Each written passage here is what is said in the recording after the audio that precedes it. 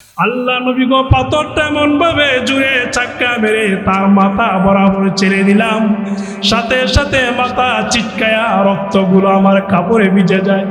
নবী গো আর জীবনে আমার ওই মেয়েটাকে আমি দেখতে পারি না, দাফন হয়ে গেছে জীবিত অবস্থায় কবর দিয়া।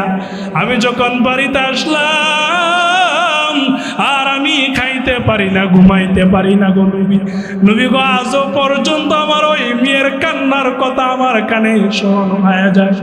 যখন স্মরণ হয় তখন আমি কলিজা তর তর করে কেঁপে যাই।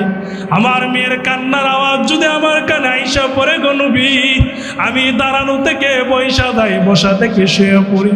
নবী আপনি বলেন আমি যে কালিমা পড়ে মুসলমান হইছি, আমার আল্লাহ আমার জীবনের সবগুলো গুনাহ মাফ করবে।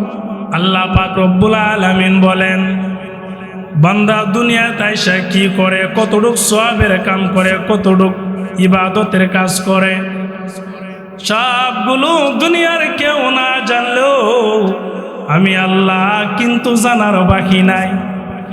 গভীর রজনীতে সবাই ঘুমায় রইছে, চার দেওয়ালের ভিতরে তুমি কি করছো কেউ না জানলো, যিনি জানে তিনির নাম কি বলেন সবাই? গভীর অন্ধকারে সবাই ঘুমায় গেছে, আপনি কি করছেন? নামাজের বিছানা বিছায়া নামাজ পড়ছেন নাকি কোনো গুনার আড্ডার মধ্যে সময় কাটায় দিছেন? কেউ না জানলো আল্লাহ জানে। আল্লাহ এই কথাটাই বলছেন, বান্দা তোমার জীবনের শুরু থেকে ভালোর দিক যা আছে সব আমি আল্লাহ জানি, মন্দর দিক যা আছে সব আমি আল্লাহ জানি, তার উপর আমি আল্লাহ দায়িকা রাখি, কারো কাছে প্রকাশ করি নাই। যদি প্রকাশ করি তাহলে এলাকার মানুষ তোমাকে বেইজ্জতি করবে। বান্দা তুমি যদি মরণের আগে হলেও নিজের ভুলের কথা স্মরণ করিয়া আমি আল্লাহর কাছে তওবা করো, আমি আল্লাহ অবশ্যই তোমার সবগুলো জানার পরেও ক্ষমা করিয়া দিব। আমার মুরব্বী বাবারা, যুবক ভাইয়ার আমার, আল্লাহ পাক রব্বুল আলামিনের কাছে মুসলমান যারা তারা যদি ক্ষমা চায় আল্লাহ তাদেরকে যেমন মাফ করেন, কোনো বেঈমান কাফেরও যদি আল্লাহর কাছে ক্ষমা চায় আল্লাহ তাদেরকে মাফ করতে রাজি আছেন। কাফেরও যদি আল্লাহর কাছে তার জীবনের সব ভুলের জন্য মাফ চায় আল্লাহ পাক রব্বুল আলামিন ওই কাফেরেরও জীবনের সবগুলো গুনাহ মাফ করতে রাজি আছে। কাফেরও যদি মাফ চায়, আল্লাহু আকবার, আমার আল্লাহ এমন বলে না, এই নামাজ পড়ছত না তোর আবার কিসের মাফ, খাবার বন্ধ, চলাফেরা বন্ধ, হাত পা অচল, এমন আল্লাহ করে নাই। আল্লাহু আকবার বলেন না সবাই, আল্লাহু আকবার। আমার মুরব্বী বাবারা, যুবক ভাইয়ার আমার, কিতাবের মধ্যে একটা ঘটনা পাওয়া যায়, বেঈমান কাফের কেউ আল্লাহ কত মায়া দয়া দেখায়া ক্ষমা করে দিয়েছেন। ইব্রাহিম আলাইহিস সালাতুস সালাম একজন নবী ছিলেন, আল্লাহ যাকে খলিল বানাইছে, যিনি আল্লাহকে খুশি করার জন্য নিজের সন্তানকে জবাই করে দিতে চেয়েছিলেন। আল্লাহ যাকে খলিলুল্লাহ বানাইছে, আল্লাহ তাকে নবী বানায়া দুনিয়াতে পাঠাইছে, যার সঙ্গে আল্লাহর বন্ধুত্বর একটা সম্পর্ক আছে। ইব্রাহিম আলাইহিস সালাতুস সালাম ওনার একটা তবিয়ত ছিল, কোনদিন উনি মেহমান ছাড়া খাবার খাইতেন না। ওনার একটা নিয়ম ছিল, মেহমান ছাড়া কোনো ওয়াক্তে খানা খাইছে না। মেহমান আসলে তো ঘরের মধ্যে বরকত বাড়ে, মেহমান আসলে তার রিজিক আল্লাহ এই বাড়িতে পাঠায় দেয়। ইব্রাহিম নবীর একটা নিয়ম ছিল, উনি কোনদিন মেহমান ছাড়া খানা খাইতো না। যতক্ষণ পর্যন্ত মেহমান খুঁজে না পাওয়া গেছে ততক্ষণ পর্যন্ত উনি অপেক্ষা করতেন। মেহমান না পাইলে খানা খাইবেন না, এই আমলটা ওনার ছিল। যতক্ষণ পর্যন্ত মেহমান খুঁজে না পাওয়া যায় রাস্তাঘাটে ঘোরাফেরা করতেন মেহমানের সন্ধানে। একদিন, 2 দিন, 3 দিন চলে গেছে। ওনার আমল হইছে মেহমান না পাইলে খানা খাইবে না। পেটের মধ্যে ক্ষুধা নিয়ে অপেক্ষা করতেছেন মেহমানের সন্ধানে। আল্লাহ পাক রব্বুল আলামিন দেখছে আমার খলিল পেটে খিদা নিয়ে থাকবে, এটা আমার পছন্দ হয় না। খলিল যদি না খাই তাহলে আমি আল্লাহ কষ্ট পাইব।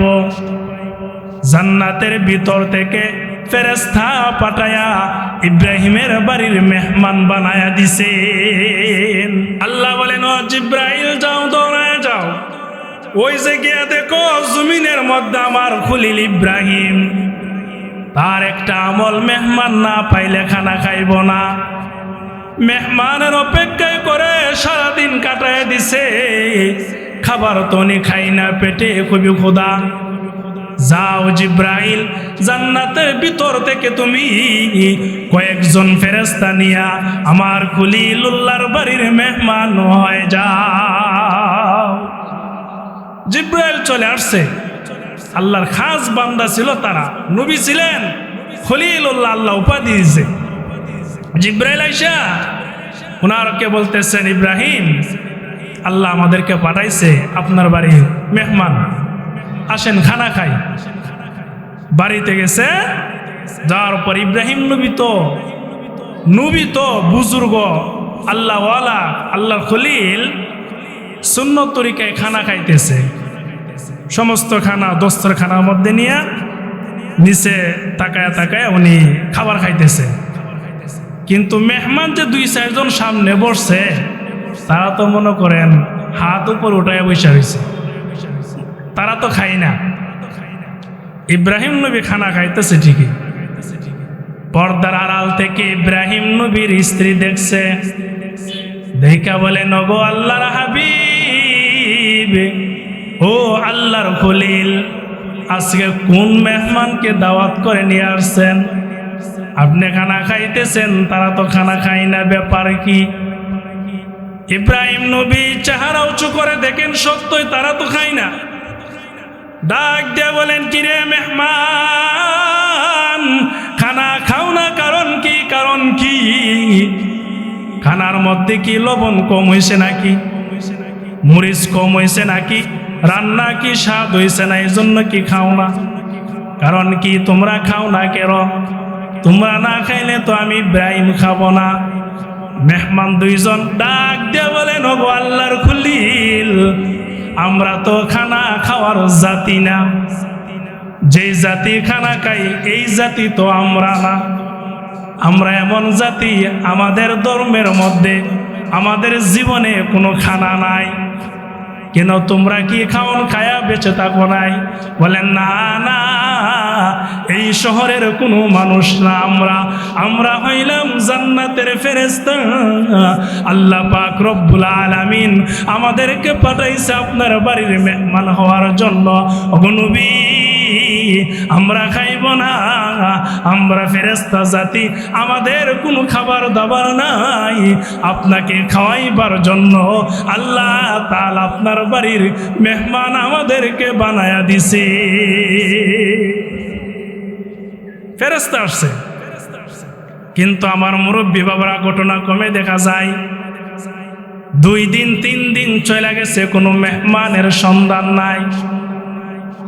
ইব্রাহিম নবী তার সাথী সঙ্গীদেরকে বলে দিছেন, দেখো আমার বাড়ির রাস্তার আশেপাশে কোথাও নি কোনো মানুষ পাওয়া যায়, যাকে পাওয়া যায় তাকে দাওয়াত করে নিয়ে আসবা আমার বাড়িতে। যেই ধর্মের হবে আমার কোনো অসুবিধা নাই, ওনাকে দাওয়াত করে নিয়ে আসবা আমার কাছে, আমি ওনাকে নিয়ে খানা খাইব।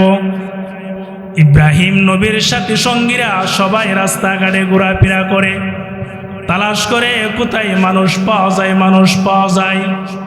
তালাশ করতে করতে দিন পুরায় গেছে, সূর্য ডুবে যাবে। সন্ধ্যাবেলা একজন প্রতীক পাওয়া গেছে।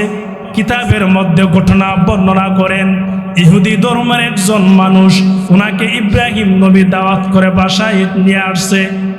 বাসায় না বলতেছেন, ওগো আল্লাহর বান্দা, আপনি আমার বাড়ির মেহমান, একবেলা খানা খাইবেন আপনি আমার সঙ্গে কি দস্তরখানায়? আসেন, আমার বাড়িতে খানা পাক করা হয়েছে, আপনাকে ছাড়া আমি খানা খাইব না। রাস্তার প্রতীক মেহমান চিন্তা করে এমন ভাবে যেহেতু আমাকে দাওয়াত করতেছেন, তাহলে কেমন করে না যাই? আসেন আল্লাহর খলিল, আপনার বাড়িতে একবেলা খানা খাইব, যেহেতু আপনি বলতেছেন খানা খাওয়াতে কোনো অসুবিধা নাই, আমার পেটের মধ্যে বহু খিদা আছে, আসেন একই সঙ্গে আপনার বাসায় খানা খাইব। বাসায় চলে গেছে, ইব্রাহিম নবীর বাসায় খানা খাইবে। খাবার দাবার দস্তরখানার মধ্যে রাইখা ইব্রাহিম নবী বলতেছেন, ও আল্লাহর বান্দা, ও আমার বাড়ির মেহমান, আপনি বিসমিল্লাহ বলে খানা শুরু করেন। ইব্রাহিম নবী বিসমিল্লাহ আল্লাহর নাম নিয়ে খানা শুরু করে দেয়। কিন্তু ওই লোকটা তো ইহুদি ধর্মের অনুসারী, তার ধর্মের মধ্যে কোনো আল্লাহ বলতে কেউ নাই, তার ধর্মের মধ্যে বিসমিল্লাহ বলে কোনো দোয়া নাই। সে খাবার এমনিতেই শুরু করে দিছেন। ইব্রাহিম নবী বলেন, কি ব্যাপার, কি ব্যাপার, তুমি আমার আল্লাহর নাম নিয়ে খানা শুরু করে দিছো, আমার রবের নাম নিয়ে যদি খানা শুরু করো, আমার রবের নাম ছাড়া আমার রবের নিয়ামতের খানা খাওয়া যাবে না। যাও যাও, আমার বাড়ি থেকে বের হয়ে যাও, যাও, তোমাকে আমি খানা দিব না। কিতাবের মধ্যে ঘটনা পাওয়া যায়, সুন্দর করে ওনাকে দমক দিয়ে ইব্রাহিম নবী উঠায় দিছেন। পথের প্রতীক ওইটা আবার রাস্তা দিয়ে হাঁটা চলাফেরা করে আল্লাহ পাক রব্বুল আলামিনের কাছে এই দস্তরখানাতে উঠানোটা পছন্দ হয় না। আল্লাহ পাক রব্বুল আলামিন জিব্রাইলকে দিয়ে জানায় দিলেন, জিব্রাইল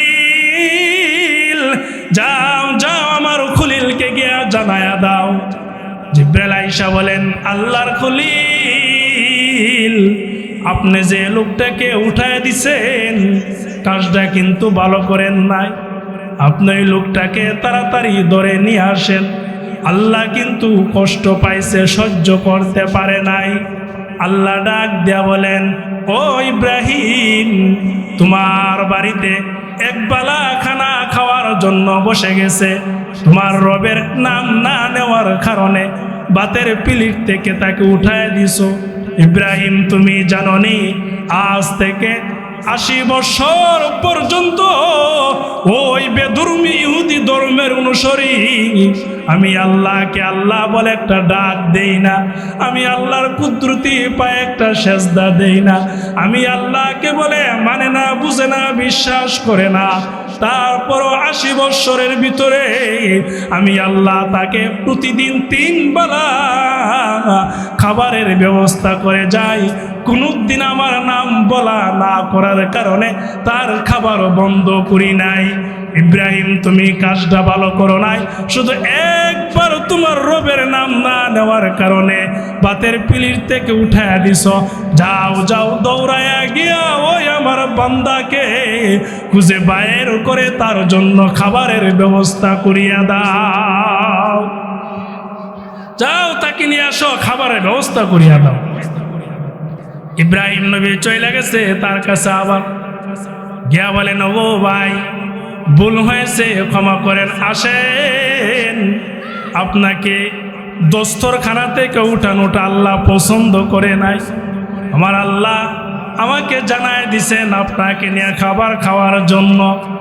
লোকটা বলেন, আমি ইহুদি ধর্মের অনুসারী, উঠায় দিছ, তার উপর আবার আইনা তোমার সঙ্গে বসাইছো। তুমি একজন নবী, এটার মধ্যে কোনো সন্দেহ নাই যে আল্লাহ আমার সম্পর্কে তোমাকে বলিয়া দিছেন, আমি আর বেদুর্মি থাকতে চাই না, আর আগুনের পূজা করতে চাই না, আর গাছের পূজা করতে চাই না, আর সূর্যের পূজা করতে চাই না। এই মুহূর্তে সেই আল্লাহর প্রতি মানে নেই। আমি সাক্ষ্য দিলাম তুমি একজন সঠিক নবী। ও নবী ইব্রাহিম, আমাকে এই মুহূর্তে তুমি কালিমা পড়ায়া মুসলমান বানায়া দাও। আমার মুরব্বী বাবারা, উনি সঙ্গে সঙ্গে কালিমা পড়ে মুসলমান হয়ে যায়। তাহলে কি বুঝলেন? একজন বেদুর্মী 80 বছর পর্যন্ত আল্লাহ নামও নিছে না, তারও যদি আল্লাহ খাওয়ায়া থাকে, তাকেও যদি ক্ষমা করে থাকে, তাহলে আমি আর আপনাকে আল্লাহ ক্ষমা করবে না? কি বলেন, করবে না? অবশ্যই করবে আমাদেরকে। আল্লাহ নবীর কাছে একজন সাহাবী এসে কান্না করে। সাহাবীর নাম হলো দাইয়াতুল কলবি। নবীজির কাছে আয়েশা কান্না করেন। ইসলাম ধর্ম গ্রহণ করার পরে নবীজির দ্বারে বৈশা বৈশা নবীজি তাকে এত সম্মান করেন, এত দয়া করেন, মায়া করেন। উনি যখন নবীজির কাছে আসে তখন নবীজির গায়ের চাদর বিছায় দিয়ে বসার জন্য, কারণ উনি কাফের থাকা অবস্থায় যে কোন একটা গোত্রের সর্দার ছিল, এখন কালিমা পড়ে মুসলমান হয়ে গেছে। নবীর কাছে আয়েশা বসে বসে কান্না করেন, হাউমাউ করে। আল্লাহ নবী বলেন, কি ব্যাপার ও দাইয়া, তুমি কান্না করো, কারণ কি? সাহাবী কান্না করে, কান্না করতে করতে চোখের পানি দিয়া দাড়ি ভিজে ভিজে নিজের জামা পর্যন্ত ভিজিয়া যায়। নবীজি ডাইকা বলেন, সাহাবী তুমি কান্না করো কেন? কান্নার কারণ কি? কি করেছো তুমি, কান্না করো কেন? তুমি মুসলমান হইছো, বাপ দাদার ধর্ম ত্যাগ করেছো, মা চারছো, বাবা চারছো, বংশ চারছো, কাফের থাক অবস্থায় যত আত্মীয় ছিল সব কিছু তুমি ত্যাগ করে দিছো। তোমাকে তো আমরা জোর করে কালিমা পড়ে মুসলমান বানাই না, নিজের ইচ্ছাকৃতভাবে তুমি কালিমা পড়ে মুসলমান হইছো। ও সাহাবী, এখন তুমি কান্না করার কারণ কি? কি ব্যাপার? তুমি মুসলমান হইছো এই জন্য কান্না করো নাকি?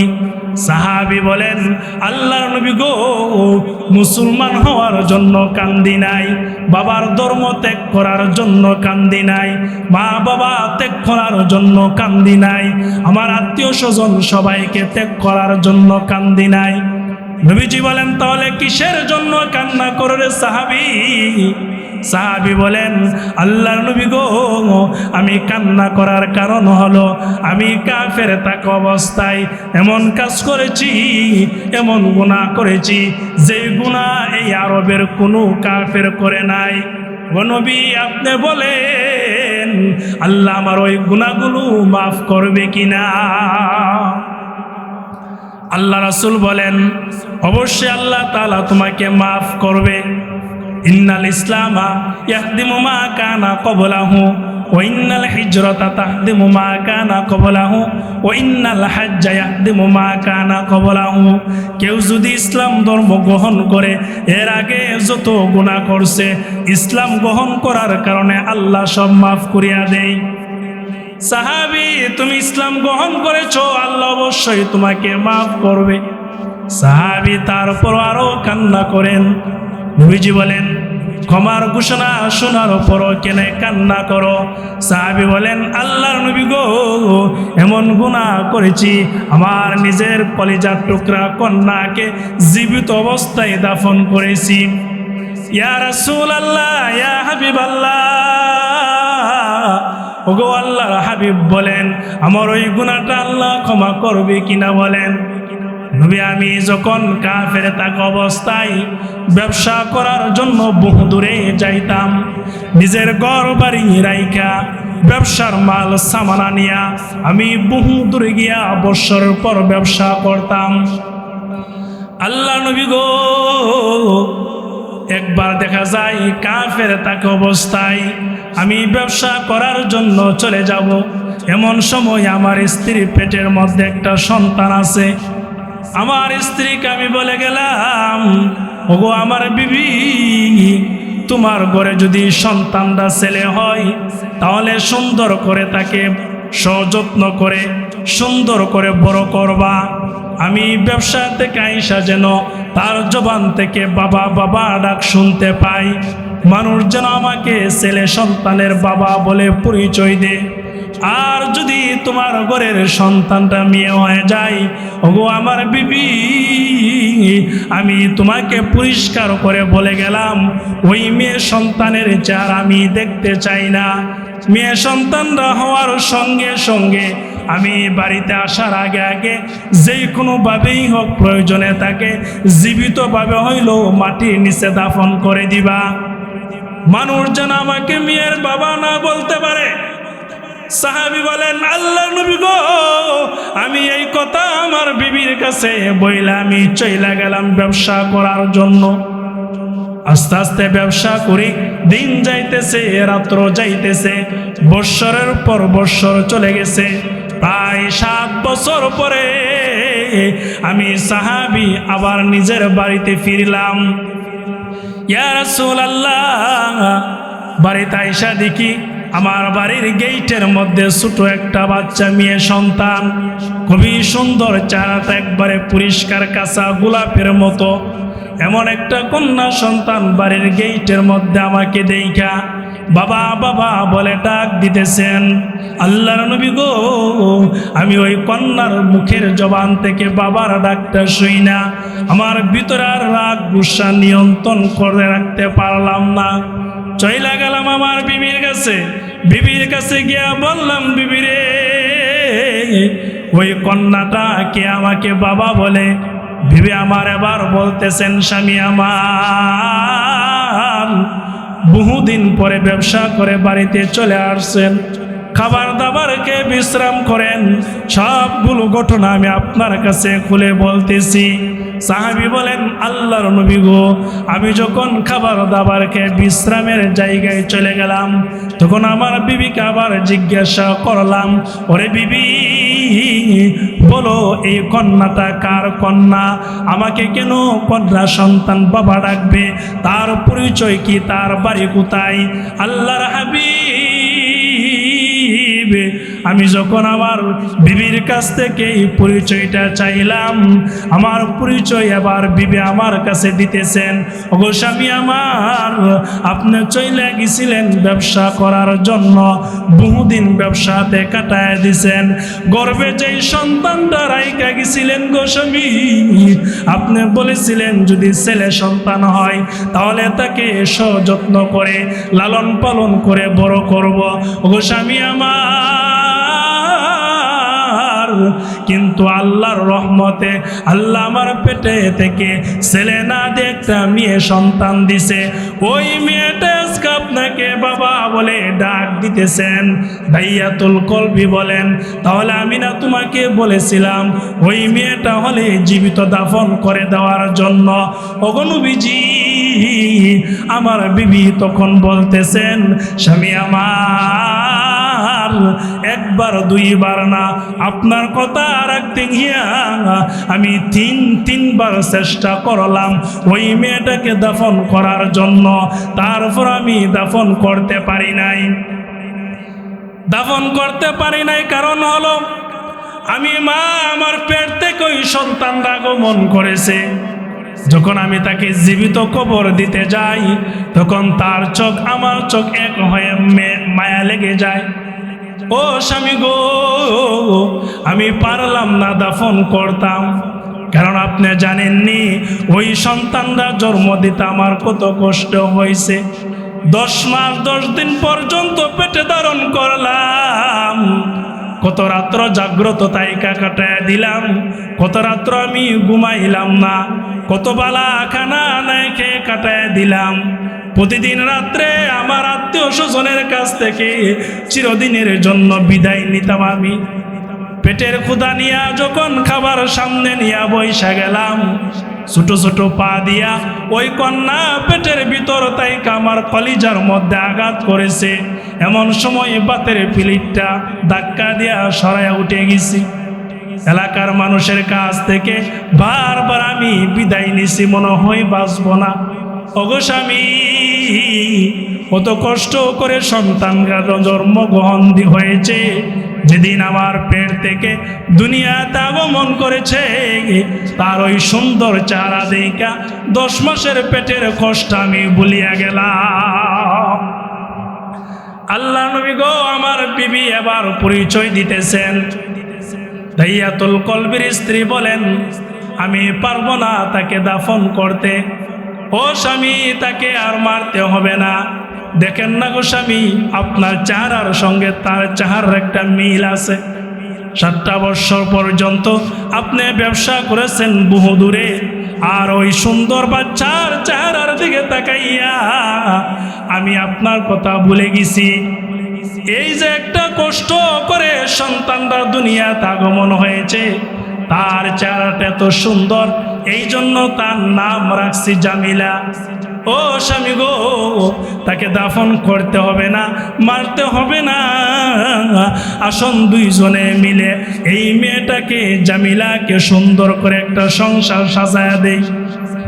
সাহাবী আবার বলেন, আল্লাহ নবী গো, আমার বিবির জবানতে এই কথাটা শুনে আমার মনটা একটু শান্ত হয়ে গেল, কিন্তু আমি যখন রাস্তাঘাটে বাজারে ঘোরাফেরা করি, আমার সাথী সঙ্গীরা সবাই আমাকে মেয়ের বাবা বলে ধিক্কার জানায়।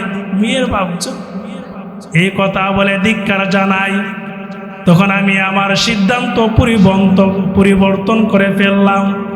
ইয়া রাসূলুল্লাহ, ইয়া হাবিবাল্লাহ, আমার ওই জামিলাকে আমি সুন্দর করে বাড়ি থেকে সাজায়া গুজায়া তার মাকে আমি বললাম, ও জামিলার মা, তুমি জামিলাকে সুন্দর করে সাজায়া গুজায়া দাও, তাকে নিয়ে আমি তার নানার বাড়িতে চলে যাব। আল্লাহর নবী গো, আমার বিবি তাকে সুন্দর করে সাজায়া গুজায়া দিছেন। সুন্দর করে আমি কাঁধে করে নিয়ে গেলাম। কিছু দূর যাওয়ার পরে হাতের মধ্যে একটা কোদাল নিলাম।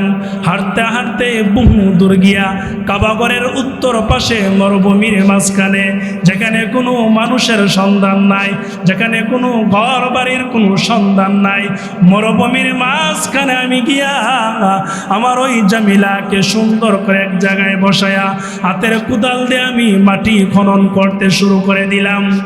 আল্লাহর নবী গো, এমনভাবে মাটি খনন করতেছি, আমার শরীর দিয়া ঘাম বের হইতেছে, আমার শরীরের মধ্যে মাটি লেগে জামা ভিজে যায়। আমার ওই জামিলা পাশে বৈশা বৈশা তার জবান দিয়া ডাইকা ডাইকা বলেন, বাবা, কেন আপনি তো কষ্ট করতেছেন, আপনার শরীর দিয়া ঘাম বের হইতেছে। ইয়া রাসূলুল্লাহ, ইয়া হাবিবাল্লাহ, তার শরীরের ছোট ছোট হাত দিয়া আমার শরীরের ঘাম পরিষ্কার করে দেই, আমার শরীরের মাটিগুলো পরিষ্কার করে দেই। তারপর আমি তাকে বুঝতে দিলাম না। গর্ত করা যখন শেষ হয়ে গেল, আমি আমার ছোট বাচ্চাটাকে ডাক দিয়া বললাম, ওরে জামিলা, ও মা, দেখা যাও কত সুন্দর একটা গর্ত করা হয়েছে।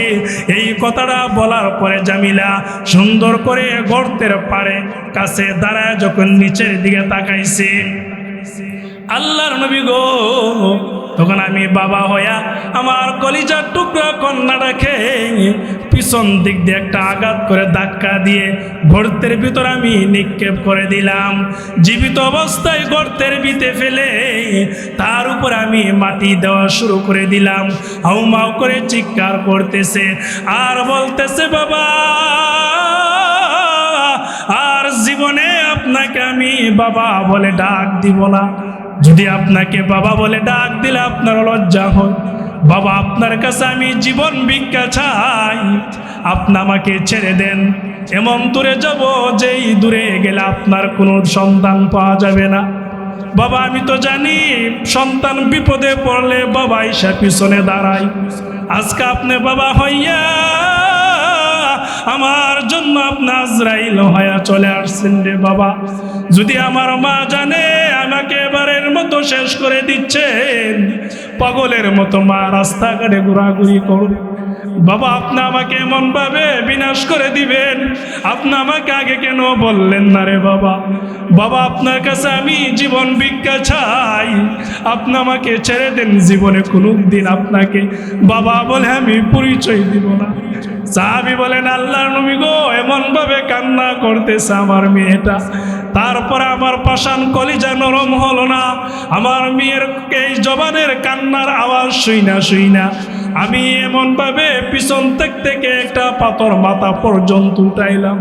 আল্লাহ নবী গো, পাথরটা এমনভাবে জুড়ে চাক্কা মেরে তার মাথা বরাবর ছেড়ে দিলাম। সাথে সাথে মাথা চিটকায়া রক্তগুলো আমার কাপড়ে ভিজে যায়। নবী গো আর জীবনে আমার ওই মেয়েটাকে আমি দেখতে পারি না, দাফন হয়ে গেছে জীবিত অবস্থায় কবর দিয়া।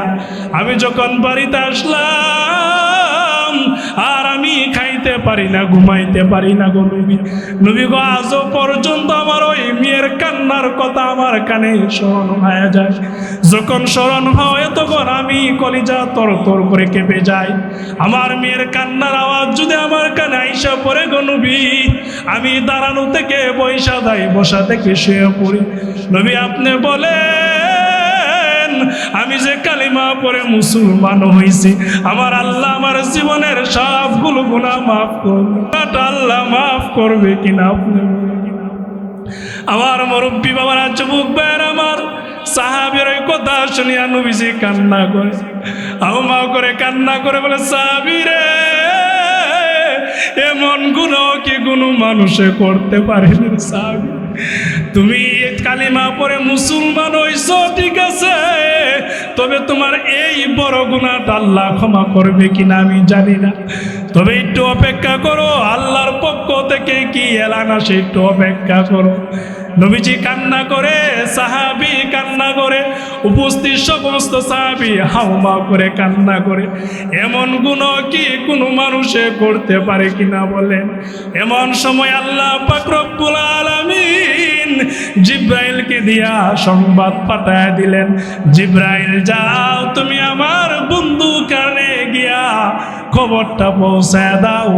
জিব্রাইল আইসা একটা আয়াত শুনে জানায় দিলেন, ইয়া রাসূলুল্লাহ, আল্লাহ এই মুহূর্তে বলে দিছেন, কুলিয়া ইবাদিয়াল্লাযীনা আসরাফু আলা আনফুসিহিম লা তাকনাতু মির রাহমাতিল্লাহ ইন্নাল্লাহা ইয়াগফিরুয যুনুবা জামিআ ইন্নাহু হুয়াল গফুরুর রহিম।